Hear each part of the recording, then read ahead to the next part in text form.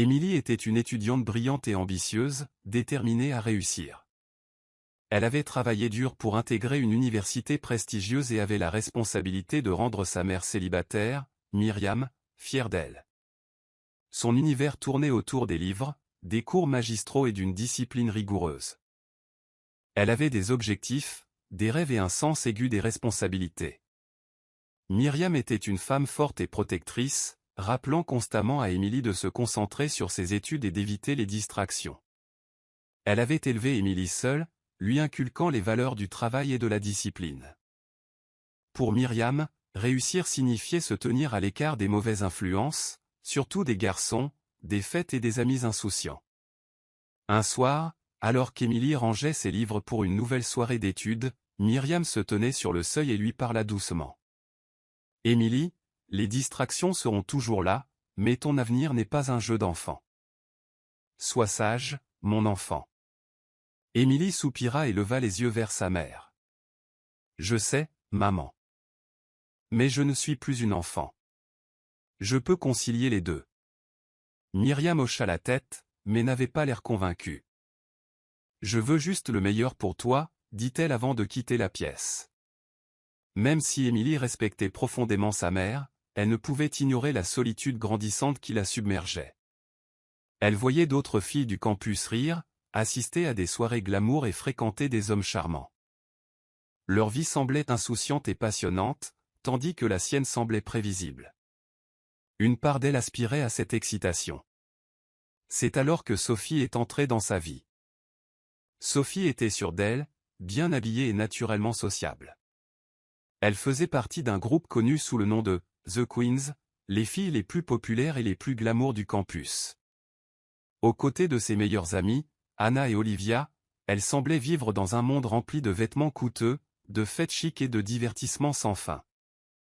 Un après-midi, alors qu'Émilie était assise devant la bibliothèque, feuilletant ses notes, Sophie s'approcha d'elle avec un sourire enjoué. « Émilie, tu passes trop de temps avec les livres. La vie se déroule dehors. Viens vivre cette expérience. » Émilie hésita, incertaine de sa place dans leur monde. « Je ne pense pas que ce soit mon genre, » dit-elle prudemment. Anna rit et rejeta ses cheveux en arrière. « Crois-moi, un peu de fun ne te tuera pas. » Émilie les regarda, belle, confiante et insouciante. Une petite voix dans sa tête lui murmurait « Pourquoi pas ?» Et d'un seul coup, une porte s'ouvrit sur un monde qu'elle n'avait jamais connu auparavant. Les Queens étaient les filles dont on parlait le plus sur le campus. Elles vivaient une vie digne d'un film, fêtes endiablées, vêtements hors de prix, petits amis riches et week-ends vers des destinations exotiques. Ils ne se souciaient jamais des examens, des délais ou des responsabilités. Les règles ne semblaient pas s'appliquer à eux. Ils en créaient leurs propres. Émilie les avait toujours admirés de loin. Ils arpentaient le campus comme s'ils en étaient propriétaires, la tête haute, lunettes de soleil sur le nez, sac à main de créateur au bras. Ils étaient intouchables, intrépides et libres. Pourtant, au fond d'elle-même, Émilie savait qu'elle n'était pas comme eux. Elle avait passé sa vie à suivre les règles, à toujours faire ce qu'on attendait d'elle. Mais pour la première fois, elle se sentait prisonnière de son propre monde de livres et de responsabilités. Elle voulait savoir ce que c'était que de s'amuser, de se libérer. C'est alors que Sophie lui a proposé une offre qu'elle ne pouvait refuser. « Tu devrais venir avec nous ce week-end », lui a dit Sophie un après-midi, alors qu'elles étaient assises à la cafétéria. « C'est la Saint-Valentin, et il y a une fête chez Daniel Carter.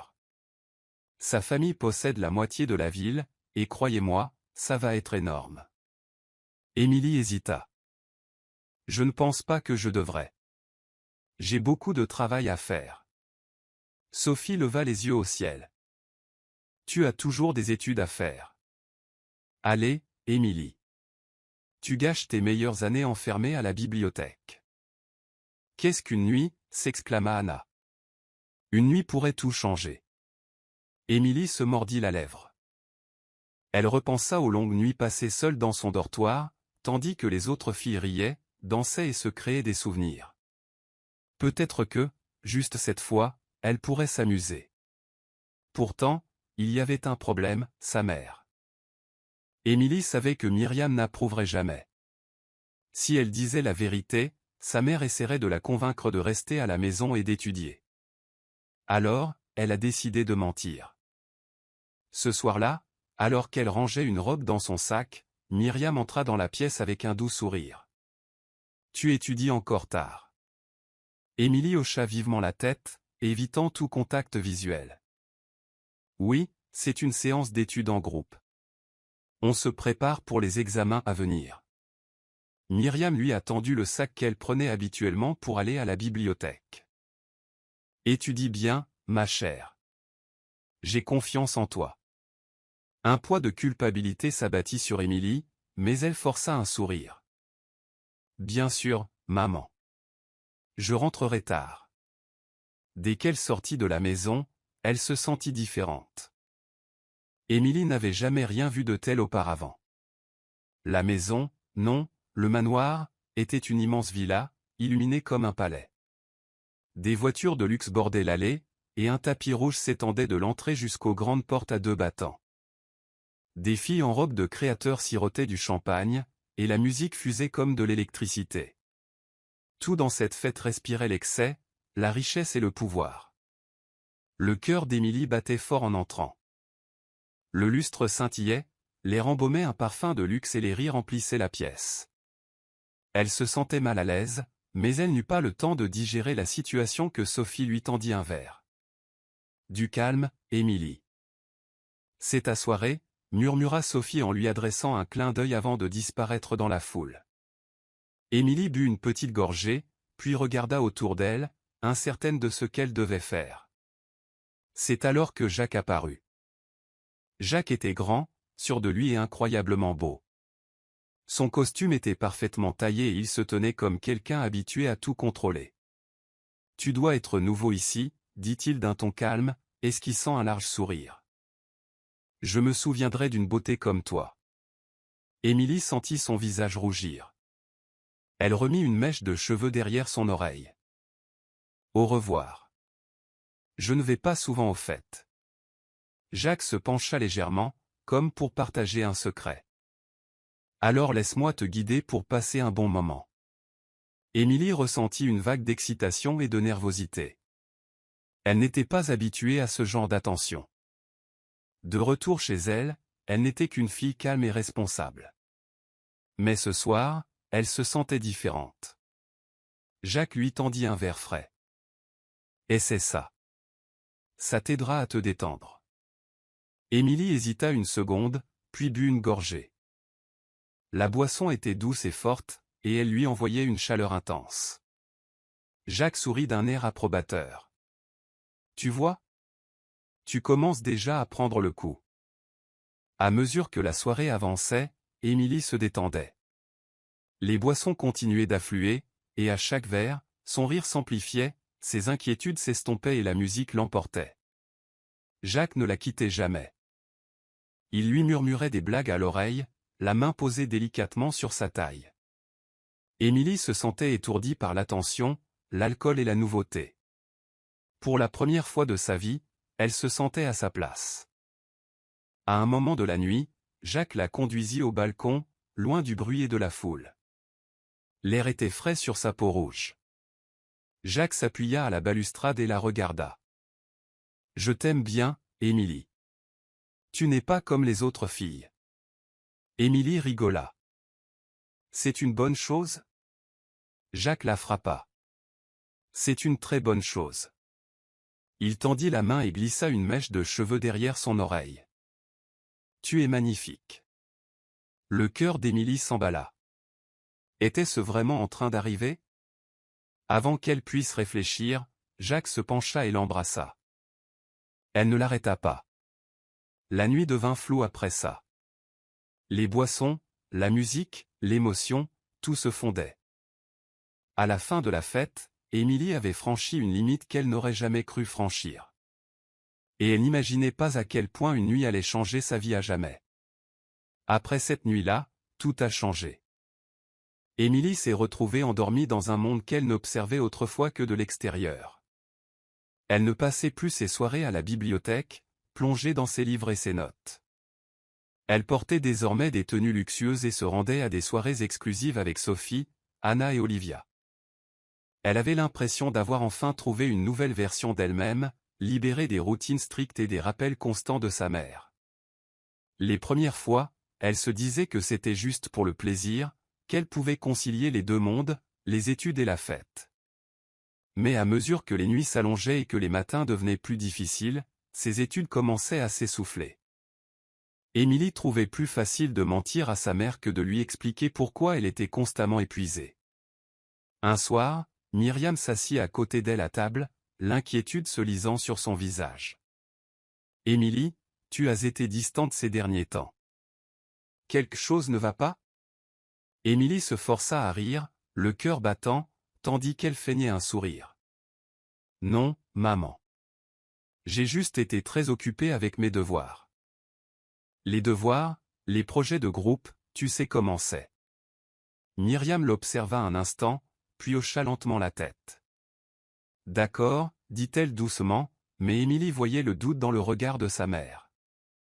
La culpabilité la rongeait, mais elle la repoussait. Elle avait fait trop de chemin pour reculer. Chaque week-end qui passait rendait la double vie d'Émilie plus difficile à gérer. Les fêtes n'étaient plus seulement un plaisir, elles étaient devenues une nécessité. C'était son échappatoire, son frisson, l'endroit où elle se sentait vivante.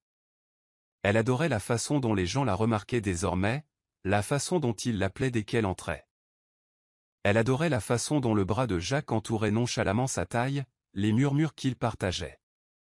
Mais au fond d'elle, une partie d'elle savait que quelque chose clochait. Elle commença à dormir pendant ses cours du matin. Les devoirs s'accumulaient. Elle manquait les échéances et se disait qu'elle se rattraperait plus tard. Mais ce temps n'arrivait jamais. À mesure qu'Émilie s'imprégnait de son nouveau mode de vie, elle remarqua des changements chez Jacques. Au début, il était attentionné, charmant et toujours présent. Mais maintenant, il était différent. Il appelait moins souvent. Ses textos étaient plus courts. Ses baisers semblaient précipités, sa présence plus distante. Un soir, allongée sur son lit, les yeux rivés sur son téléphone, elle décida de lui envoyer un message. Émilie lui dit « Dis donc, je ne t'ai pas souvent vu. » Elle regarda l'écran, attendant une réponse. Les minutes passèrent. Puis 1 heure. Puis 2. Finalement, son téléphone vibra. Jacques dit « J'ai été occupé. À plus tard. » C'était tout. Émilie fixait le message, un sentiment d'angoisse la serrant. Elle essayait de se convaincre qu'il était simplement occupé avec autre chose, qu'elle réfléchissait trop.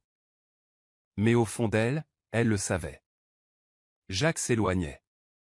Émilie continuait de la tapoter, même si Jacques devenait distant. Au contraire, elle commença à sortir encore plus. Elle buvait plus, dansait plus longtemps, riait plus fort. Si Jacques n'était pas là, tant pis. Elle ne l'attendrait pas. Un soir, Sophie lui tendit un verre rempli d'un alcool fort. « Tiens, bois, dit-elle en claquant des lèvres. On dirait que tu en as besoin. » Émilie n'hésita même pas. Elle l'avala d'un trait, ignorant la légère vision trouble. Anna la poussa du coude. Jacques a été un idiot. Oublie-le. Émilie sourit, faisant comme si ça ne lui faisait pas mal. Moi, je le faisais déjà. En vérité, elle ne le faisait pas. Elle consultait constamment son téléphone, attendant que son nom apparaisse. C'était rare. Et quand cela arrivait, ses messages étaient brefs, froids, indifférents. Jacques, sors avec les gars ce soir. Amuse-toi bien. Je ne peux pas parler maintenant. À bientôt. Émilie sentit une douleur sourde dans sa poitrine, mais refusa de l'admettre. Au lieu de cela, elle but davantage. Elle dansa jusqu'à ce que ses jambes lui fassent mal, jusqu'à ce que le monde lui paraisse lointain et que ses pensées ne lui fassent plus mal. C'est alors que les vrais problèmes commencèrent. Elle rata son premier contrôle. Puis un autre. Ses professeurs commencèrent à le remarquer. L'un d'eux l'arrêta après le cours, l'inquiétude dans la voix. « Émilie, tu étais l'une de mes meilleures élèves. Que se passe-t-il » Émilie força un sourire. « Juste quelques semaines difficiles, professeur. Je vais la rattraper. » Mais elle ne l'a pas fait. Ses notes ont continué à baisser. Sa motivation s'est estompée. Celle qui vivait autrefois dans les livres et rêvait de succès peinait désormais à suivre. Et le pire ? Elle ne savait plus comment s'arrêter. Elle était trop impliquée. La matinée avait commencé comme toutes les autres, mais quelque chose clochait. Émilie se sentait épuisée ces derniers temps. Elle attribuait cela aux nuits tardives, à l'alcool, au stress de sa double vie. Mais maintenant, en regardant l'agenda sur son téléphone, elle réalisait que quelque chose clochait. Ses règles avaient 2 semaines de retard. La panique s'est immédiatement installée. Elle a cherché des excuses. Peut-être que son cycle était simplement irrégulier. Peut-être que le stress l'avait retardé. Mais au fond d'elle, elle le savait déjà. Le cœur battant, elle alla à la pharmacie acheter un test de grossesse. Elle retourna précipitamment à son dortoir, les mains tremblantes, verrouillant la porte. Elle retint son souffle en regardant les 2 lignes roses apparaître. Positif. La poitrine d'Émilie se serra, sa vision se brouilla. Elle serra le test contre elle et murmura « Non, non, c'est impossible. » Son estomac se noua. Elle s'effondra sur le sol, engourdie par le choc. Ce n'était pas prévu. Ce n'était pas censé arriver. Elle pensait à sa mère, aux rêves qu'elle avait construits, à l'avenir qu'elle avait imaginé. Tout lui échappait. Émilie savait qu'elle devait le dire à Jacques. Peut-être qu'il comprendrait. Peut-être qu'ils pourraient résoudre ça ensemble. Elle lui envoya un texto pour lui demander de la rencontrer. Des heures passèrent avant qu'il ne réponde enfin. Jacques envoya un texto, occupé. À plus tard. Elle serra le poing. Non. Ça ne peut pas attendre. Déterminée, elle se rendit à son appartement. Jacques ouvrit la porte, l'air agacé. Quoi de neuf ? Émilie prit une grande inspiration. J'ai besoin de te parler. Jacques soupira. Fais vite. Elle sentit ses mains trembler tandis qu'elle murmurait « Je suis enceinte ». Pendant un instant, Jacques la fixa du regard. Puis il laissa échapper un petit rire amer. « Tu plaisantes, n'est-ce pas ?» La gorge d'Émilie se serra. « Je ne plaisanterai pas avec ça, Jacques. » Son expression changea. La chaleur, le charme, tout avait disparu. Jacques haussa les épaules. « Eh bien, c'est ton problème, Émilie. Tu aurais dû être plus prudente. » La poitrine d'Émilie se serra. « Quoi ? Mais nous, c'est aussi ta responsabilité. » Jacques ricana en croisant les bras. « Je n'ai jamais rien demandé. Fais avec. » Les larmes montèrent aux yeux d'Émilie. « Tu as dit que tu tenais à moi. » Jacques laissa échapper un rire froid. « Tu y crois vraiment ?» Émilie sentit son cœur se briser. L'homme qui autrefois lui murmurait des mots doux, qui la serrait contre lui la nuit, la regardait maintenant comme un fardeau. « Tu n'es pas sérieuse, là » s'étrangla-t-elle. « On peut trouver une solution. » Jacques l'interrompit. « Je ne veux rien savoir. Je ne suis pas prêt à être père, Émilie. Et je ne veux surtout pas être accablé par ce désordre. » Des larmes coulèrent sur ses joues. « Alors tu vas t'en aller comme ça ?» Jacques attrapa son téléphone et parcourut ses messages, la regardant à peine. « Ouais, presque. » Émilie recula, comme si le sol s'était arraché sous ses pieds. Elle ne s'était jamais sentie aussi petite, aussi jetable. Jacques soupira d'impatience. « Écoute, débarrasse-toi de ça, d'accord ? Ce n'est pas grave. » Elle l'entendait à peine à cause des battements dans sa poitrine. Jacques retourna vers sa chambre. « Ferme la porte en sortant. » Émilie sortit, hébétée, respirant à peine. De retour à son dortoir, Émilie se sentait engourdie. Elle se rattrapa sur son lit, pressant un oreiller contre son ventre, les larmes ruisselant sur son visage. Elle pensait à sa mère. Elle pensait à ses rêves. Elle pensait à la rapidité avec laquelle tout s'était effondré. Le lendemain, elle l'annonça à Sophie. La réaction de Sophie ne fut pas du tout celle qu'elle espérait. Sophie leva les yeux au ciel en sirotant son café. « Débarrasse-toi-en, Émilie. Ce n'est pas grave. » Les mains d'Émilie se crispèrent sur sa tasse.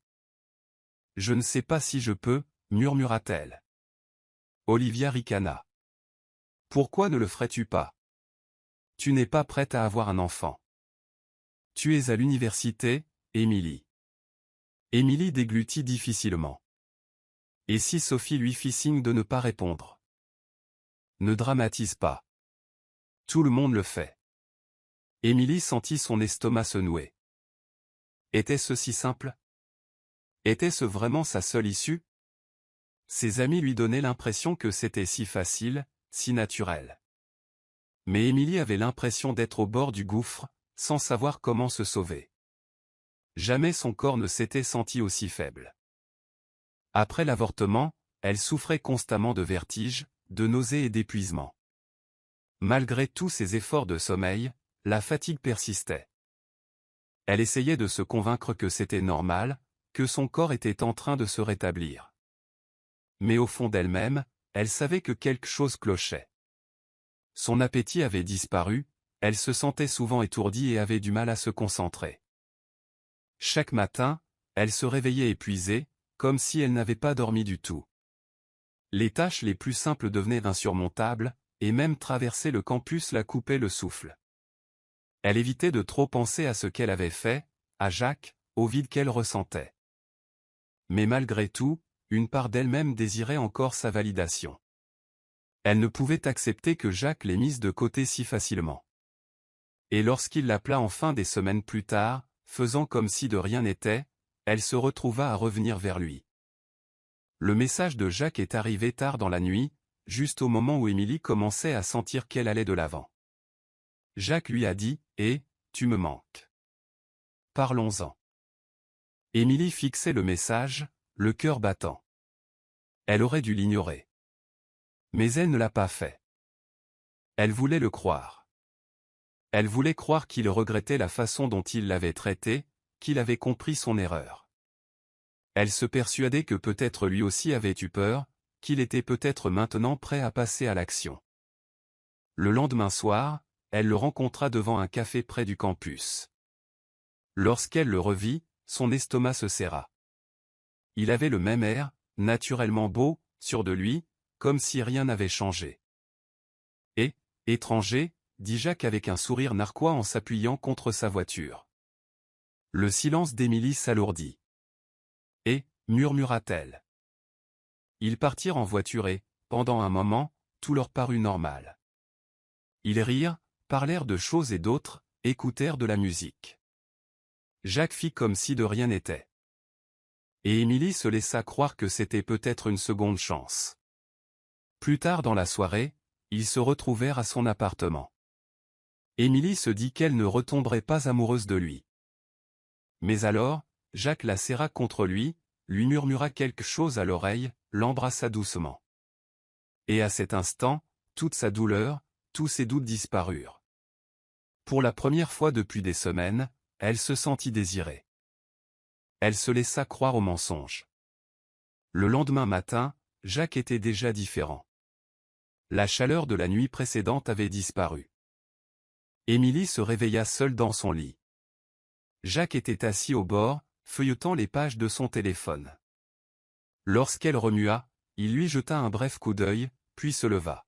« Et » dit-elle en se redressant et en tirant la couverture autour d'elle. « Et » marmonna-t-il sans même la regarder. Elle attendit qu'il dise quelque chose. Peut-être des excuses. Peut-être une promesse. Peut-être n'importe quoi pour montrer que la nuit dernière avait eu un sens. Mais Jacques s'étira et attrapa ses clés de voiture. « Je dois y aller » dit-il nonchalamment. Émilie ressentit un sentiment familier de malaise. « Tu pars ?» demanda-t-elle en essayant de garder une voix calme. Jacques haussa les épaules. « Ouais. J'ai des projets. » Son estomac se noua. Ce n'était pas censé se passer comme ça. Elle déglutit difficilement. « Jacques, qu'est-ce qu'on fait ?» Il la regarda enfin, l'air vide. « Qu'est-ce que tu veux dire ?»« Je veux dire nous. Après tout ça, on est d'accord ?» Jacques laissa échapper un petit rire. « Émilie, tu réfléchis encore trop. » Sa poitrine se serra. Je me suis dit, peut-être cette fois. Jacques soupira, déjà agacé. « Écoute, je ne veux pas me lancer dans des émotions profondes. On s'est bien amusé. C'est tout. » Le cœur d'Émilie se serra. « Amusant » murmura-t-elle. Jacques n'hésita même pas. « Ouais. Tu savais ce que c'était. » Ses mains tremblaient. « Alors c'est ça. » Jacques attrapa sa veste et se dirigea vers la porte. « Émilie, je ne suis pas fan des relations amoureuses. Tu aurais dû t'en rendre compte maintenant. » Et sur ces mots, il sortit. Émilie était assise dans sa chambre vide, les yeux rivés sur la porte. Elle avait laissé la chose se reproduire. Elle lui avait de nouveau fait confiance. Et maintenant, elle en payait le prix. Les semaines passèrent dans un flou total. Émilie essayait de se comporter normalement. Elle allait en cours. Elle forçait ses sourires. Elle se persuada que Jacques ne méritait pas sa souffrance. Mais soudain, elle n'eut plus ses règles. Son corps se sentait mal, les mêmes nausées, la même fatigue. Cette fois, les vertiges étaient pires. Au début, elle se disait que c'était le stress. Elle refusait de refaire un test. Elle ne pouvait pas revivre cette horreur. Mais son corps ne la laissait pas l'ignorer. Puis, un soir, alors qu'elle se dirigeait vers sa chambre, sa vision se brouilla. Le couloir s'inclina. Ses jambes cédèrent. Elle entendit sa mère crier au moment même où tout s'obscurcissait. Émilie s'est réveillée dans un lit d'hôpital. Les murs blancs et stériles, l'odeur d'antiseptique, les bips des machines, tout cela semblait surréaliste. Sa mère était assise à côté d'elle, les yeux rouges et gonflés. « Émilie ?» La voix de Myriam tremblait. « Qu'est-ce que tu t'es fait ?» Les lèvres d'Émilie étaient sèches. Son corps la faisait souffrir. Elle essaya de s'asseoir, mais elle était trop faible. Puis le médecin entra, une femme d'âge moyen à l'air sérieux. Elle feuilleta son bloc-notes, puis regarda Émilie droit dans les yeux. « Mademoiselle Émilie, nous avons les résultats de vos analyses, » commença-t-elle. « Vous êtes gravement déshydratée, anémique et votre corps est soumis à un stress extrême. » Émilie hocha à peine la tête. Elle le savait déjà. Mais le médecin n'avait pas fini. « Et, ajouta-t-elle prudemment, tu es toujours enceinte. » 3 mois plus tard, la pièce tournait. Émilie avait le souffle coupé. « Non, non, ce n'est pas possible, » murmura-t-elle en secouant la tête. Myriam haleta, se couvrant la bouche des mains. Ses épaules tremblaient. La voix du médecin était calme mais ferme. « C'est possible. Il semble que l'avortement ait été incomplet. La grossesse n'a jamais été complètement interrompue. » Le monde d'Émilie s'est effondré. Elle avait enduré toute cette douleur, toute cette culpabilité, toute cette souffrance, pour rien. Les larmes emplirent les yeux de sa mère. Sa voix n'était qu'un murmure. « Ma propre fille, comment as-tu pu me cacher ça ?» Émilie avait l'impression de ne plus pouvoir respirer. Le poids de tout s'est écrasé sur elle. Elle s'est étouffée avec un sandwich. « J'avais peur, maman. Je ne savais pas quoi faire. » Myriam secoua la tête, le cœur brisé. Ni l'une ni l'autre ne savait comment surmonter cette épreuve. Émilie était assise dans son lit d'hôpital, les yeux fixés sur les murs bleu pâle, complètement engourdie. Le médecin était parti et sa mère avait cessé de pleurer, mais le silence entre elles était insupportable. Elle se sentait comme une étrangère dans sa propre peau. La vérité était indéniable, elle était toujours enceinte. L'avortement avait échoué.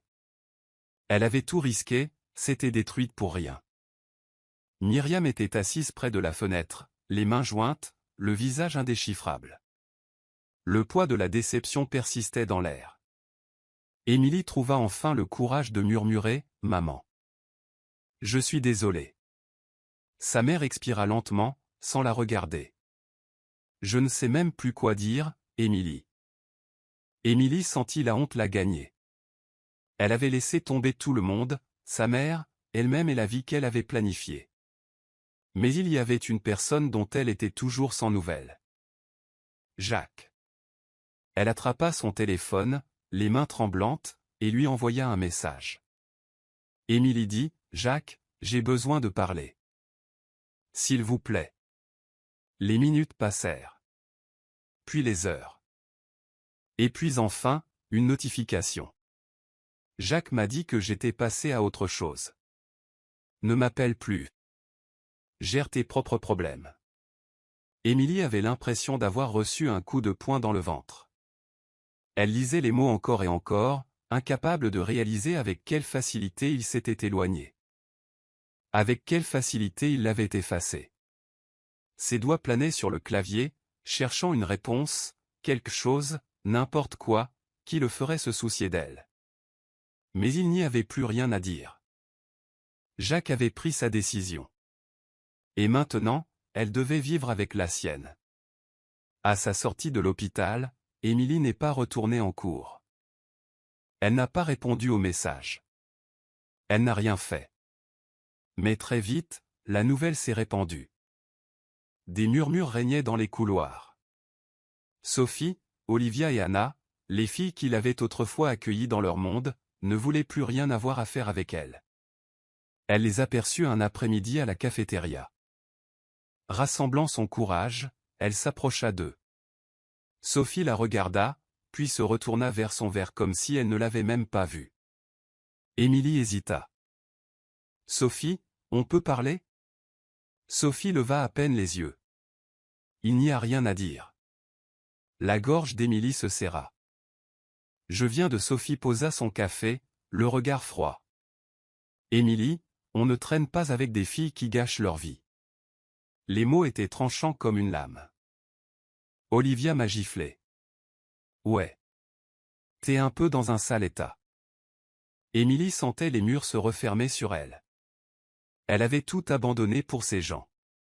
Elle avait menti à sa mère, sacrifié son avenir, s'était perdue. Et maintenant, ils en avaient fini avec elle. Tout comme Jacques. Comme tout le monde. Elle est restée à la maison après ça. Elle a arrêté d'aller en cours. Elle a arrêté de répondre aux messages. Elle n'y prêtait plus attention. Sa note avait encore baissé. Des professeurs lui envoyaient des courriels qu'elle n'avait jamais ouverts. Elle quittait à peine son lit. Les jours se succédaient. Les nuits semblaient interminables. Un soir, allongée dans son lit, les yeux fixés sur le plafond, elle se murmura « J'ai tout gâché ». Et pour la première fois depuis longtemps, elle ne savait plus comment arranger les choses. Émilie s'assit au bord de son lit, les yeux fixés sur son reflet dans le miroir. La jeune fille qui la regardait n'était plus la même. Elle paraissait fatiguée, épuisée par le poids de ses erreurs. Mais pour la première fois depuis des semaines, elle voyait autre chose, de la détermination. Elle avait passé trop de temps à fuir ses problèmes, à se noyer dans les regrets, à se persuader que sa vie était finie. Mais ce n'était pas le cas. Elle posa la main sur son ventre, ressentant un vague sentiment de connexion avec la vie qui grandissait en elle. Pendant si longtemps, elle avait eu peur. Peur des conséquences de la déception de sa mère, peur d'affronter la réalité qu'elle avait créée. Mais maintenant, elle savait qu'elle avait le choix. Elle pouvait continuer à courir. Ou se battre. Plus tard dans la soirée, Émilie était assise en face de sa mère à table. Le silence entre elles était pesant, rempli de non-dits. Finalement, Myriam soupira et prit la main d'Émilie. On va trouver une solution. Ensemble. Les yeux d'Émilie se remplirent de larmes. Elle s'attendait à de la colère, du jugement, et encore plus de déception. Mais tout ce qu'elle voyait dans les yeux de sa mère, c'était de l'amour. Elle hocha la tête, la voix tremblante. « Merci, maman. Je ne fuirai plus. » Myriam lui serra la main. « Tu n'es pas obligée de faire ça toute seule, Émilie. Je sais que les choses ne se passent pas comme prévu, mais on s'en sortira. » Émilie s'est effondrée, se laissant porter par la seule personne qui ne l'avait jamais vraiment quittée. Pour la première fois depuis des mois, elle se sentait en sécurité. Le lendemain matin, Émilie se leva résolument. Elle reprit ses cours. Ce ne fut pas facile. Les professeurs la regardaient avec déception. Ses camarades murmuraient dans son dos. Mais elle s'en fichait désormais. Elle ne faisait pas ça pour eux. Elle le faisait pour elle-même. Pour son avenir.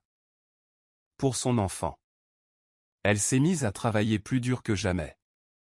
Des soirées tardives à la bibliothèque, à rattraper ses devoirs, se prouvant qu'elle pouvait encore poursuivre ses rêves.